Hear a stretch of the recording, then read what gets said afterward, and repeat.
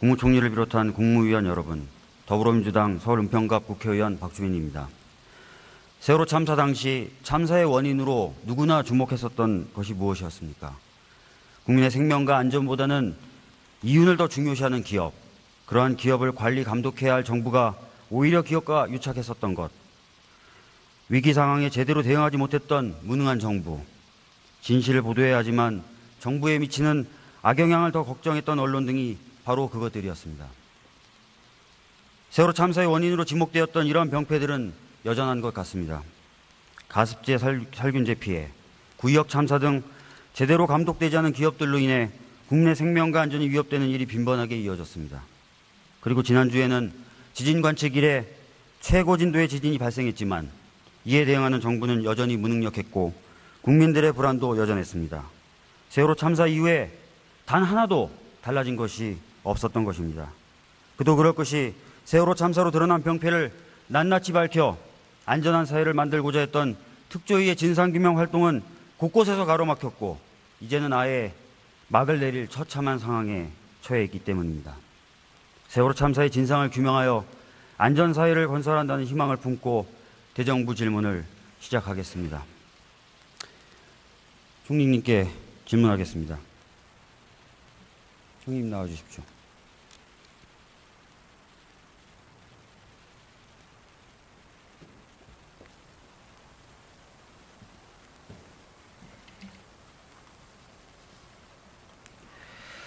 총리님, 언론에서 보도되는 대통령과 정부 관계자의 발언을 보면 대통령과 정부는 진상규명이 충분히 진행됐기 때문에 특조위가 더 이상 조사할 것도 없고 특조위는 그동안 성과도 없이 세금만 낭비하였으며 특별법 해석상 이제는 종료해야 한다고 생각하고 있는 것 같은데 맞습니까?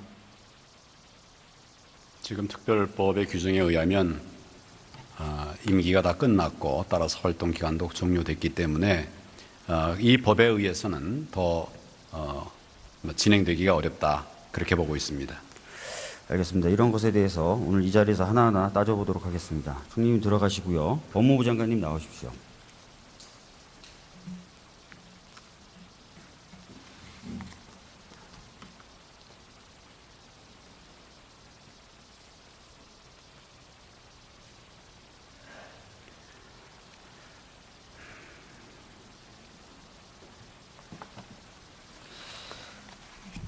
특별법상 특조위의 활동 기간은 최대 1년 6개월로 되어 있습니다. 장관님, 특별법 제7조는 이 1년 6개월의 활동 기간이 위원회의 구성을 마친 날로부터 기산한다고 되어 있죠. 예, 세월호 특별법 7조에 그렇게 규정되어 있습니다. 그럼 위원회 구성을 마친 시점이 언제인지가 문제가 될 터인데요. 위원회 구성을 마친 후 4년간 존속하도록 되어 있었던 6.25 전쟁 납북 피해 진상규명 및 납북 피해자 명예회복위원회의 정확한 존속 기간을 묻는 질의에 대해서 법제처가 위원회 구성을 마치고 운영을 시작한 시점으로부터 4년이 되는 날까지 존속한다고 해석했었다는 사실을 알고 계십니까? 예, 그렇지만은 이 세월호 특별법과는 그 법과는 규정 형식이 다릅니다. 세월호 특별법에는 부칙에 명확하게 위원들의 임기 개시일을 법 시행일로 정해놨기 때문에 명문 규정에 의해서 그 위원들의 임기 개시일을 위원회 구성일로 봐서 그 기간을 산정을 해야 될 것입니다.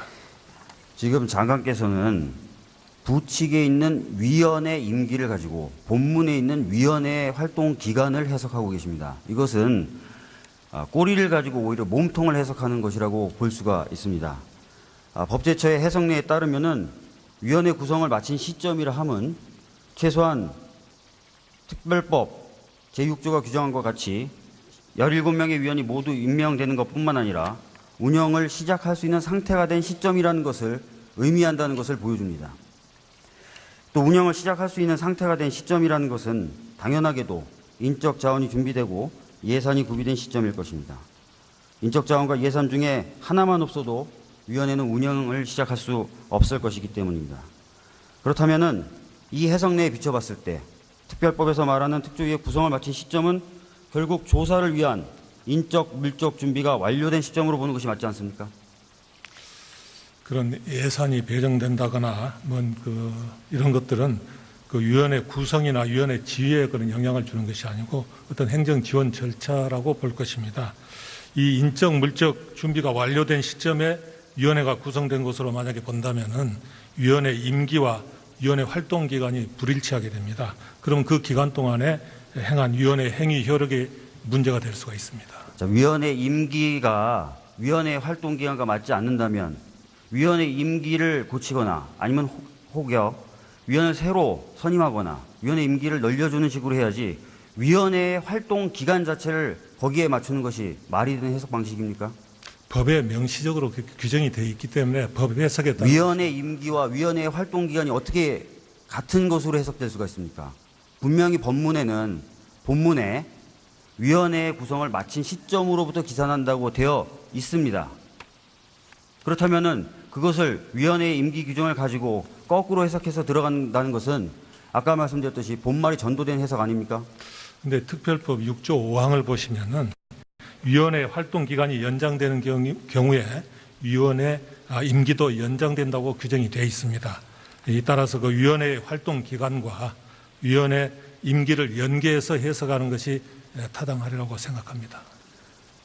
그럼 부칙에 있는 위원회의 임기가 더 중요하다는 개념인데 그러면은 다른 정부 기관에 있어서 정부의 기관의 수장의 임기가 끝나면은 그 기관의 활동 기간도 당연히 종료되는 그런 식으로 해석돼야 되는 것입니까? 그것을 다른 그 법이나 다른 그 기관과 비교해서 논할 사항은 아닌 것으로 생각합니다. 좋습니다. 참고할 만한 다른 사례들을 좀 보여드리도록 하겠습니다. 보시면서 들으시죠.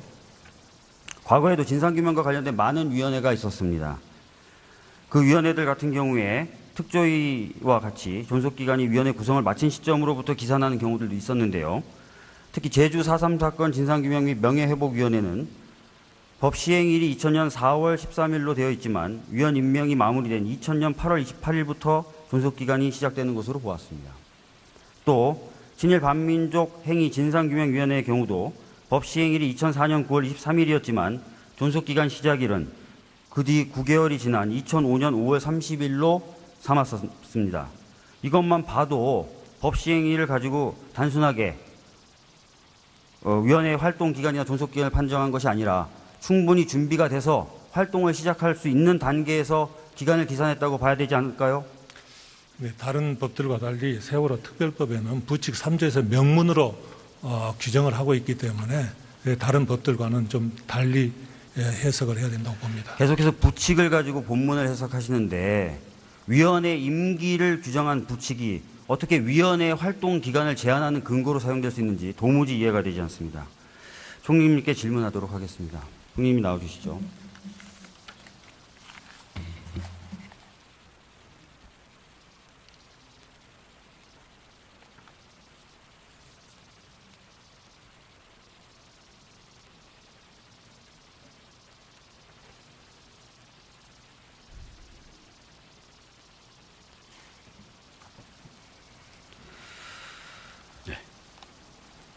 총리님, 세월호 참사 진상 규명이 어느 정도 완성됐다고 보는 사람들이 많습니다.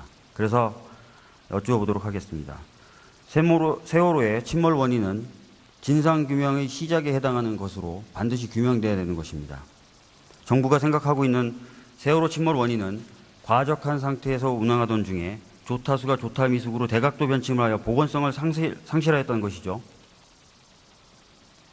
불법 증축 또 과적 이런 것으로 인한 선박 보건성의 악화와 고박 불량 제대로 고정하지 않고 그렇게 운영을 한 점, 또 조타 미숙 이런 것들이 복합적으로 작용해서 이런 사고가 생겼던 것으로 발표가 됐습니다. 예.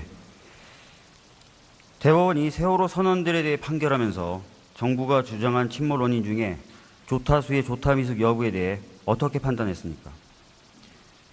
의원님 잘 아시는 것처럼 불법 증축이나 과적 등의 선박 보건성 악화 문제 그리고 고박 불량 문제는 다 인정을 하면서 조타 미숙 부분에 관해서는 단정하기 어렵다 이렇게 판단한 것으로 알고 있습니다. 아까 예. 제가 말씀드린 것처럼 검찰에서는 이런 여러 요인들을 복합적으로 판단해서 사고의 원인이 누구에게 있는가 이런 걸 판단했었는데 그중에 일부에 대해서 법원이 다른 의견을 낸 것입니다.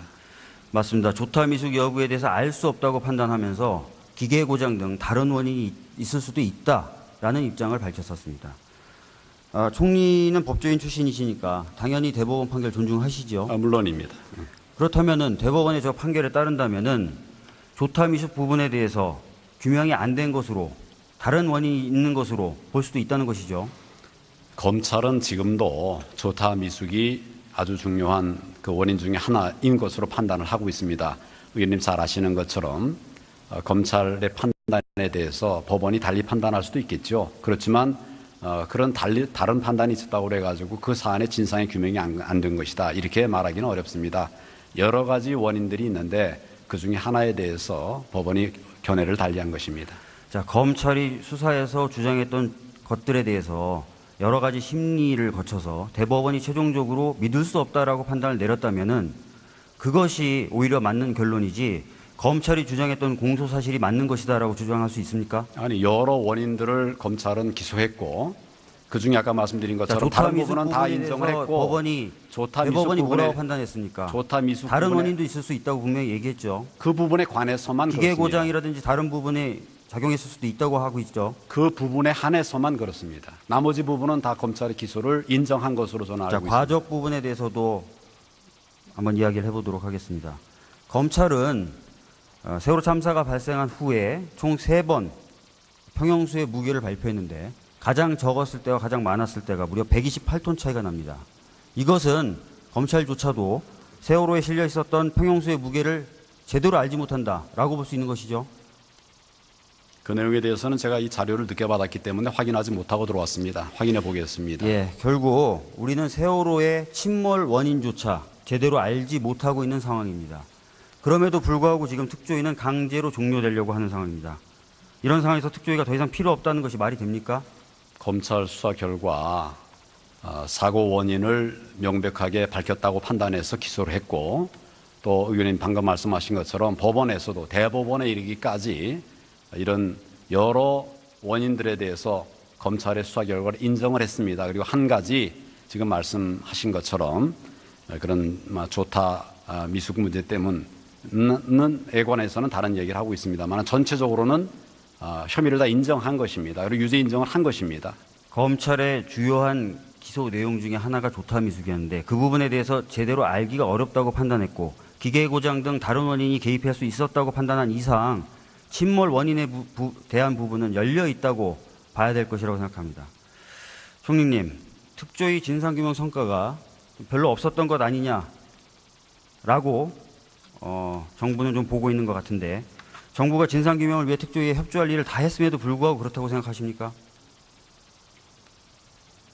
정부로서는 진상규명을 위한 모든 노력들을 다 했고 또 특조위를 위해서 특조위가 활동할 수 있도록 필요한 지원들을 할 수 있는 대로 했습니다. 물론 특조위에서는 여러 가지 다른 부족한 부분들이 있었다라고 얘기를 합니다만은 정부가 요구하는 것을 다 들어주기는 어렵지요. 그러니까 원칙에 맞고 법에 맞는 범위 안에서 지원하기 위한 최대의 노력을 했다. 그렇게 해서는 이해를 하고 있습니다. 자, 누군가는 세월호 특조위가 수백억을 썼다고 얘기하고 있습니다. 총리님, 누군가의 말처럼 진짜 특조위가 수백억의 예산을 썼습니까? 제가 지금까지 파악한 것으로는 특조위에 151억이 사용된 것으로 알고 있습니다. 맞습니다. 151억입니다. 이것은 특조위가 요구한 필요 최소한의 예산의 42%에 불과한 수준이었습니다. 정부 부처가 신청한 예산을 기재부가 이렇게 절반 이하로 삭감하는 경우가 많습니까? 정부가 신청한 예산의 100분의 1, 10분의 1을 인정하는 경우가 오히려 더 일반적입니다. 정부로서는 그렇습니까? 많은 예산 요청을 하지만 재원의 한계가 있으니까 기재부에서는 그것을 전체적인 관점에서 조율을 하고 있습니다. 그렇습니까? 그러면 배정된 예산의 내역을 한번 보겠습니다. 올해 배정된 예산이 61억 7천만 원인데 이 예산에는 인양된 세월호 선체를 정밀하게 조사하는 사업비, 종합보고서 관련 예산, 위원회 백서 발간 사업비, 자료조사 정보관리 시스템 사업비 이런 것이 전혀 반영되어 있지 않았습니다. 이 모든 예산을 정부가 삭감했던 것입니다. 애초부터 필수 사업비, 특히 그중에서도 인양된 선체를 정밀조사하는 사업비를 삭감한 것으로 봤을 때 정부는 진상규명에 대한 협조 의지가 전혀 없었던 것 아닙니까? 의원님 지금 자꾸 이제 여러 부분 중에 일부 미진한 부분에 대해서 자꾸 얘기를 하시는데 아까 세월의 원인에 관해서도 업무상 과실치사상죄를 많이 다뤄보시지 않았습니까? 예. 보면 여러 가지 과실이 있는데 그 과실을 종합적으로 판단해서 유무죄를 판단하는 겁니다. 지금 아까 그것도 여러 원인들 중에 한 가지 문제, 조타미승 문제에 관해서 그것이 아니니까 이게 진상규명이 안 돼. 이렇게 말할 수는 없는 거 아니겠습니까? 예산 지원의 부분도 마찬가지입니다. 전체적으로 재정당국에서 종합적인 검토를 통해서 그러나 세월호 진상규명 중요하다. 그리고 지원해 줘야 된다는 저는 그런 기본적인 입장에서 지원을 했던 것으로 알고 있습니다. 그러나 어떤 특정한 부분의 예산에 관해서는 요청했지만 반영되지 않은 부분들도 있겠지요. 그렇지만 전체적으로는 세월호 특조위의 활동을 지원하기 위한 노력을 그동안 해왔다 하는 점을 말씀을 드립니다. 조사를 방해했다는 것에 대해서 저하고 다른 생각을 가지고 계신데요. 그러면 인력 지원에 관련된 사례들도 좀 말씀드려보겠습니다. 특조위에는 진상조사 담당 최고 실무 책임자로서 진상규명국장을 대통령이 임명하도록 되어 있습니다. 근데 청와대와 인사혁신처의 인사검증을 포함한 모든 절차가 마무리된 이 진상규명국장을 현재까지도 대통령은 임명하고 계시지 않습니다. 이거는 대통령이 직접 나서서 특조위의 진상규명 활동 방해한 것으로 보이는데 총리는 어떻게 생각하십니까? 인사라고 하는 것은 여러 프로세스가 있습니다. 우선 능력이 적합하느냐, 그다음에 그 검증에는 잘 통과가 됐느냐, 또 다른 사람과 비교 우위는 어떤가 이런 것들을 종합적으로 판단을 해서 인사를 하는 겁니다. 지금 그 부분에 관해서는 제가 구체적으로는 모르는 내용입니다만은 보통 평상시 하던 그런 인사 원칙에 따라서 판단했을 거라고 생각하고 지금은 이미 세월호 활동 기간이 끝났기 아까 때문에 말씀드린 바와 같이 이 진상규명 생각합니다. 국장에 대해서는 청와대하고 인사혁신처의 검증 절차가 다 끝난 상태였습니다. 그럼에도 불구하고 임명을 하지 않고 계셨습니다. 결국은 이 진상규명 국장이라는 사람은 한 번도 특조위에 있어 본 적이 없는 상태가 됐었던 것입니다. 자, 정부는 특별법에 따라서 공무원 48명까지 파견하도록 되어 있는데 몇 명 파견하셨습니까? 제가 알기로는 29명까지 파견한 것으로 알고 있습니다. 예, 48명 파견해야 되는데 그 정도밖에 파견하는 이유가 뭡니까? 이를테면 이제 검사도 정원이 2,100명이면 지금 2,000명이 채 안 돼 있습니다. 채용이 안 돼 있습니다. 그런 인력 수급상의 문제도 있고 또 전부 전체적인 그런 재정적인 문제도 있기 때문에 이런 부분들이 다 좀 인력 충원하는 데는 애로가 있을 수 있겠는데 지금 세월호 문제에 관해서는 그런 소위 지원자가 있다든지 없다든지 또는 적임자가 있다든지 없다든지 이런 부분들의 검토에 있어서 충분한 원하는 그런 인원들이 다 충원되지 못하고 일부가 충원된 것으로 알고 있습니다. 이런 인력 지원, 예산 지원뿐만 아니라 더 심각한 문제도 있는데요. 특별법은 위원회로 하여금 정치적인 중립성을 지키도록 하고 있고 파견된 공무원은 국가기관으로부터 독립돼서 업무를 수행하도록 되어 있습니다. 그런데 지난해 11월 19일 날 폭로된 해수부의 문건에는 특조위가 BH를 조사하는 것으로 결정되면 여당 추천위원들은 기자회견을 통해서 사퇴 의사를 표명하라 라고 되어 있습니다. 이 문건 알고 계시죠? 그런 것이 보도된 것으로 알고 있는데 해수부에서는 그 사실이 아니다 이렇게 확인해 드린 것으로 알고 있습니다. 이 문건대로 실제로 BH 조사 결정이 있자마자 기자회견을 해가지고 사퇴 의사 표명을 했는데도요. 해수부에서는 사실과 다르다라고 발표까지 한 것으로 알고 있습니다. 특정 보도에는 문건 작성자 이름까지 적시해서 보도가 됐었는데도요. 제가 그 내용을 자세하게 조사한 사람은 아닙니다만은 주무부처인 해수부에서 그 문건에 대해서 사실과 다르다는 입장을 명백히 밝힌 것으로 그렇게 알고 있고 지금 이 부분에 관해서는 그 특조위 여당 추천위원들을 검찰에 고발한 것으로 알고 있습니다. 그래서 그 부분에 관해서도 그렇게 되면 조사가 이루어지지 않겠나 생각합니다. 제가 봤을 때는 아니 국민분들이 보셨을 때는 이처럼 대통령부터 모든 정부가 나서서 특조위 활동을 방해한 것 아닌가 싶습니다. 사실상 특조위는 방금 살펴본 것처럼 단 한 번도 온전한 모습으로 구성이 완료된 적조차 없었던 것입니다.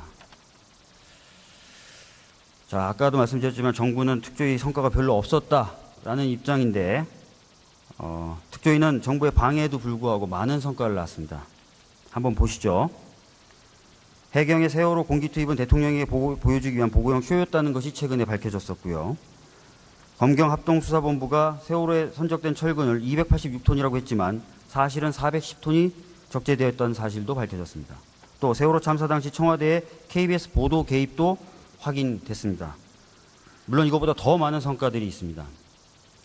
총리님, 이런 성과들이 있다는 것은 특조위가 필요하다는 것이고 앞으로도 지속돼야 된다는 것 아닙니까? 어떻게 생각하십니까? 아까 말씀드렸다시피 우리 법무부 장관께서 말씀드린 것처럼 특조위의 활동 기간이 끝났습니다. 그래서 지금 세월호 특별법으로서는 그런 조치를 할 수가 없다는 점을 말씀을 드립니다. 알겠습니다. 총리님 들어가시고요. 법무부 장관님 나와 주십시오.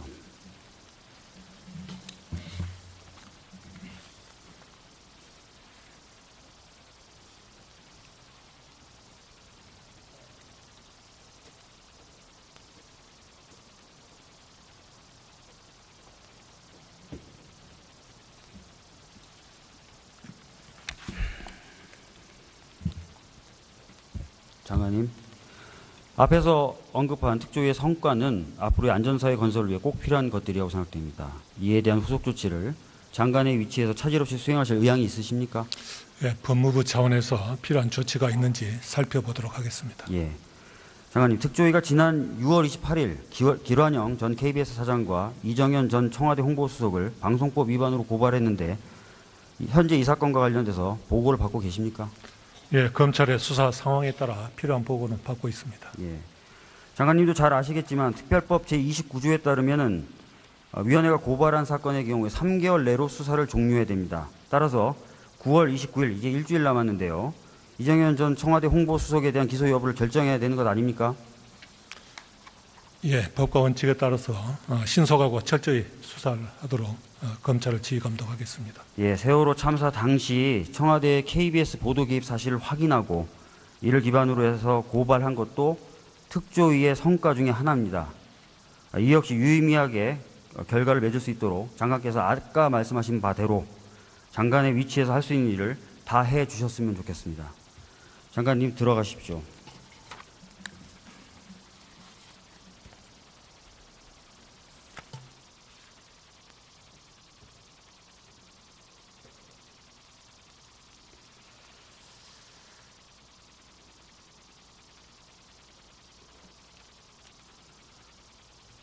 존경하는 국민 여러분, 온 국민이 소중한 가족을 잃은 유가족들의 아픔과 비통함을 함께하고 있습니다.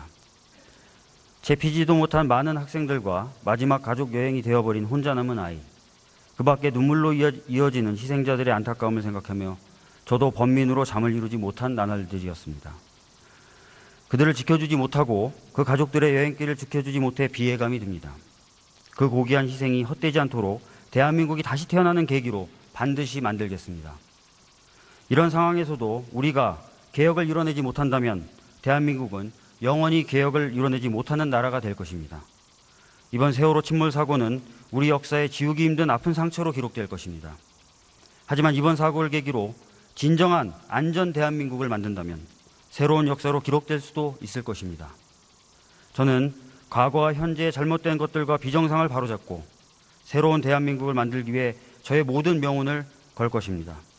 국민 여러분과 함께 힘을 모아 오늘보다 나은 내일을 만들고 아이들에게 자랑스러운 대한민국을 반드시 만들어 가겠습니다. 다시 한번 이번 사고로 희생된 분들의 명복을 빌며 유가족 여러분께 깊은 위로의 말씀을 드립니다.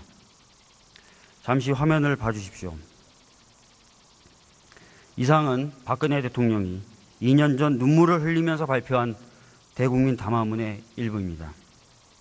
이때 대통령의 말씀과 지금의 제 마음이, 아니 많은 국민의 마음이 너무도 같다는 그 사실은 저를 아이러니한 기분을 느끼게 만듭니다. 부디 2년 전 대통령이 눈물을 흘리면서 국민께 다짐했던 말들이 거짓이 아니기를 바라겠습니다. 세월호 참사의 진상이 규명된다고 해서 해가 서쪽에서 뜨지는 않습니다. 오히려 이 사회가 보다 안전해질 뿐이며 국민들은 좀 더 편안한 삶을 누릴 수 있게 되는 것입니다. 세월호 참사에 대한 진상규명의 의미가 무엇인지 다시 한번 평가될 수 있었으면 합니다. 그리고 세월호 참사에 대한 진상규명이 진행돼서 이 사회가 보다 안전해지는데 정부와 여당, 야당이 모두 다 힘을 합칠 수 있었으면 좋겠습니다. 지금까지 경청해 주셔서 감사합니다. 제주 4.3 사건 진상규명 및 명예회복위원회는 법 시행일이 2000년 4월 13일로 되어 있지만 위원 임명이 마무리된 2000년 8월 28일부터 존속기간이 시작되는 것으로 보았습니다.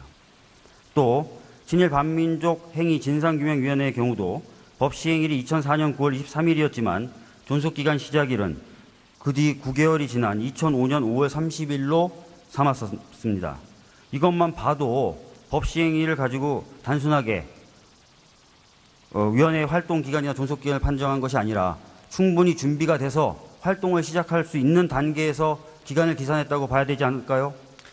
네, 다른 법들과 달리 세월호 특별법에는 부칙 3조에서 명문으로 규정을 하고 있기 때문에 다른 법들과는 좀 달리 해석을 해야 된다고 봅니다. 계속해서 부칙을 가지고 본문을 해석하시는데 위원회 임기를 규정한 부칙이 어떻게 위원회의 활동 기간을 제한하는 근거로 사용될 수 있는지 도무지 이해가 되지 않습니다.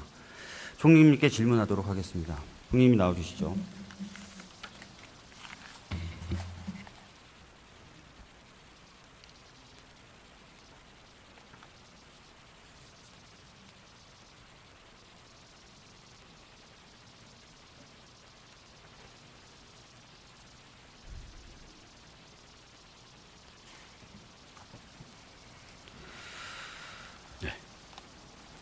총리님, 세월호 참사 진상 규명이 어느 정도 완성됐다고 보는 사람들이 많습니다. 그래서 여쭈어보도록 하겠습니다. 세월호의 침몰 원인은 진상 규명의 시작에 해당하는 것으로 반드시 규명돼야 되는 것입니다. 정부가 생각하고 있는 세월호 국무총리를 비롯한 국무위원 여러분, 더불어민주당 서울 은평갑 국회의원 박주민입니다. 세월호 참사 당시 참사의 원인으로 누구나 주목했었던 것이 무엇이었습니까? 국민의 생명과 안전보다는 이윤을 더 중요시하는 기업, 그러한 기업을 관리 감독해야 할 정부가 오히려 기업과 유착했었던 것, 위기 상황에 제대로 대응하지 못했던 무능한 정부, 진실을 보도해야 하지만 정부에 미치는 악영향을 더 걱정했던 언론 등이 바로 그것들이었습니다. 세월호 참사의 원인으로 지목되었던 이러한 병폐들은 여전한 것 같습니다. 가습제 살균제 피해, 구의역 참사 등 제대로 감독되지 않은 기업들로 인해 국내 생명과 안전이 위협되는 일이 빈번하게 이어졌습니다. 그리고 지난주에는 지진 관측 이래 최고 진도의 지진이 발생했지만 이에 대응하는 정부는 여전히 무능력했고 국민들의 불안도 여전했습니다. 세월호 참사 이후에 단 하나도 달라진 것이 없었던 것입니다.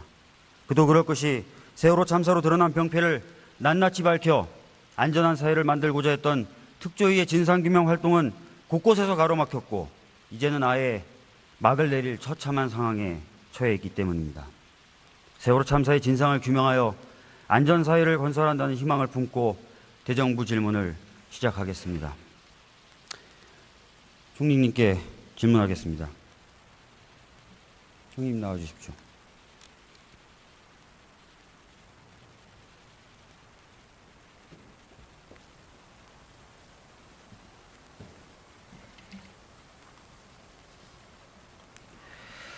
총리님, 언론에서 보도되는 대통령과 정부 관계자의 발언을 보면 대통령과 정부는 진상규명이 충분히 진행됐기 때문에 특조위가 더 이상 조사할 것도 없고 특조위는 그동안 성과도 없이 세금만 낭비하였으며 특별법 해석상 이제는 종료해야 한다고 생각하고 있는 것 같은데 맞습니까?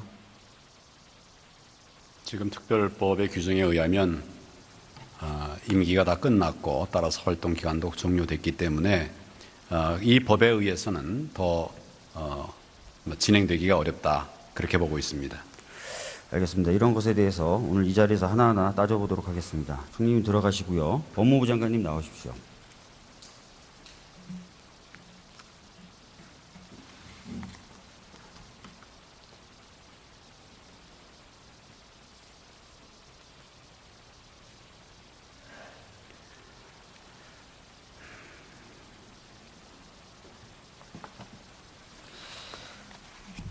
특별법상 특조위의 활동 기간은 최대 1년 6개월로 되어 있습니다. 장관님, 특별법 제7조는 이 1년 6개월의 활동 기간이 위원회의 구성을 마친 날로부터 기산한다고 되어 있죠. 예, 세월호 특별법 7조에 그렇게 규정되어 있습니다. 그럼 위원회 구성을 마친 시점이 언제인지가 문제가 될 터인데요. 위원회 구성을 마친 후 4년간 존속하도록 되어 있었던 6.25 전쟁 납북 피해 진상규명 및 납북 피해자 명예회복위원회의 정확한 존속 기간을 묻는 질의에 대해서 법제처가 위원회 구성을 마치고 운영을 시작한 시점으로부터 4년이 되는 날까지 존속한다고 해석했었다는 사실을 알고 계십니까? 행위 효력에 문제가 될 수가 있습니다. 자, 위원회 임기가 위원회 활동 기간과 맞지 않는다면 위원회 임기를 고치거나 아니면 혹여 위원을 새로 선임하거나 위원회 임기를 늘려주는 식으로 해야지 위원회의 활동 기간 자체를 거기에 맞추는 것이 말이 되는 해석 방식입니까? 법에 명시적으로 규정이 되어 있기 때문에 법 해석에 따라 위원회 임기와 위원회의 활동 기간이 어떻게 같은 것으로 해석될 수가 있습니까?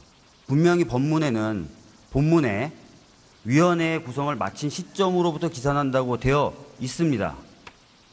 그렇다면은 그것을 위원회의 임기 규정을 가지고 거꾸로 해석해서 들어간다는 것은 아까 말씀드렸듯이 본말이 전도된 해석 아닙니까? 근데 특별법 6조 5항을 보시면은 위원회 활동 기간이 연장되는 경우에 위원회 임기도 연장된다고 규정이 되어 있습니다. 이 따라서 그 위원회 활동 기간과 위원회 임기를 연계해서 해석하는 것이 타당하리라고 생각합니다. 그럼 부칙에 있는 위원회의 임기가 더 중요하다는 개념인데 그러면은 다른 정부 기관에 있어서 정부의 기관의 수장의 임기가 끝나면은 그 기관의 활동 기간도 당연히 종료되는 그런 식으로 해석돼야 되는 것입니까? 그것을 다른 그 법이나 다른 그 기관과 비교해서 논할 사항은 아닌 것으로 생각합니다. 좋습니다. 참고할 만한 다른 사례들을 좀 보여드리도록 하겠습니다. 보시면서 들으시죠. 과거에도 진상규명과 관련된 많은 위원회가 있었습니다. 그 위원회들 같은 경우에 특조위와 같이 존속기간이 위원회 구성을 마친 시점으로부터 기산하는 경우들도 있었는데요. 특히 예, 그렇지만은 이 세월호 특별법과는 그 법과는 규정 형식이 다릅니다. 세월호 특별법에는 부칙에 명확하게 위원들의 임기 개시일을 법 시행일로 정해놨기 때문에 명문 규정에 의해서 그 위원들의 임기 개시일을 위원회 구성일로 봐서 그 기간을 산정을 해야 될 것입니다. 지금 장관께서는 부칙에 있는 위원회 임기를 가지고 본문에 있는 위원회 활동 기간을 해석하고 계십니다. 이것은 꼬리를 가지고 오히려 몸통을 해석하는 것이라고 볼 수가 있습니다. 법제처의 해석례에 따르면은 위원회 구성을 마친 시점이라 함은 최소한 특별법 제6조가 규정한 것 같이 17명의 위원이 모두 임명되는 것뿐만 아니라 운영을 시작할 수 있는 상태가 된 시점이라는 것을 의미한다는 것을 보여줍니다. 또 운영을 시작할 수 있는 상태가 된 시점이라는 것은 당연하게도 인적 자원이 준비되고 예산이 구비된 시점일 것입니다. 인적 자원과 예산 중에 하나만 없어도 위원회는 운영을 시작할 수 없을 것이기 때문입니다. 그렇다면은 이 해석내에 비춰봤을 때 특별법에서 말하는 특조위의 구성을 마친 시점은 결국 조사를 위한 인적, 물적 준비가 완료된 시점으로 보는 것이 맞지 않습니까? 그런 예산이 배정된다거나 이런 것들은 그 위원회 구성이나 위원회 지위에 그런 영향을 주는 것이 아니고 어떤 행정 지원 절차라고 볼 것입니다. 이 인적, 물적 준비가 완료된 시점에 위원회가 구성된 것으로 만약에 본다면은 위원회 임기와 위원회 활동 기간이 불일치하게 됩니다. 그럼 그 기간 동안에 행한 위원회